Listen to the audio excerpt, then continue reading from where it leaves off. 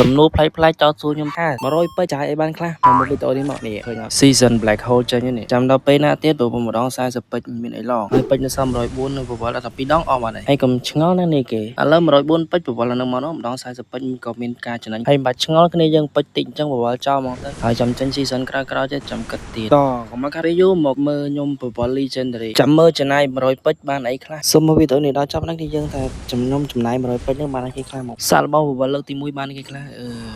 បាក់បានគេអត់អីទេគ្នាយើងបាន skin កំភ្លើងមួយដែរយកតែម្ដងមិនថា skin កំភ្លើងឬក៏អ្វីៗទេគឺយកគ្រប់យ៉ាង100ពេជ្រណា100ពេជ្រអត់សុំអីច្រើនទេសុំតែដើរមកក៏បានដែរឥឡូវខ្ញុំចាប់40ពេជ្រទៀតបើដាក់40ពេជ្រទៀតហ្មងទៅចាប់បាននេះគេចាំមើលបាននេះគេខ្លះបាននេះ10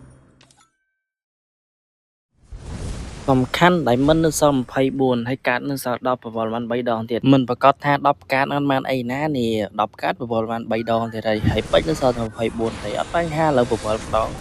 បានកាតនឹង2អត់អីទេបញ្ហានៅសល់អញ្ចឹងវាប្រវល់បាន3ដងទៀតខ្ញុំប្រងថាប្រវល់កន្លែងនេះប្រវល់កន្លែង5ហ្នឹងតាមពិតទៅគេឲ្យ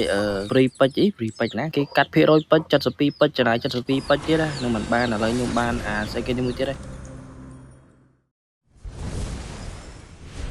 ឥឡូវសំខាន់គឺចុចប្រវល់ម្ដងទៀតថាបាននេះគេខ្លះនេះបានអាកាសនឹងទៀតបានអាកាសនឹងអញ្ចឹងស៊ីអាកាសនឹងទេហើយ free file ឥឡូវប្រវល់មិនដែលបានអីល្អឥឡូវខ្ញុំប្រវល់ម្ដងទៀតសឹងនេះយើងចាប់3ទៀតចាប់3បានកាតនឹងបានកាតនឹងរហូតចឹងអត់យល់ឥឡូវនៅសល់3សល់កាតនឹង3ឥឡូវខ្ញុំថាបានអាហ្នឹងខ្ញុំថាបានឈុតក្អាគឺនឹងបានឈុតក្អាអត់ទេចង់ប៉ងបានសំដៅក៏បានដែរយើងឥឡូវចេញបោកកំភ្លើងណាទៀតញើជឿមិនណាយចំណាយ100ពេជ្របានឡើងរបស់លកថោអត់បានអីទេគ្នាយើងបានរបស់ស្រែងោណាហើយវីដេអូក៏មានតែប៉ុណ្្នឹងឯងគ្នាយើងសូមអរគុណបាយ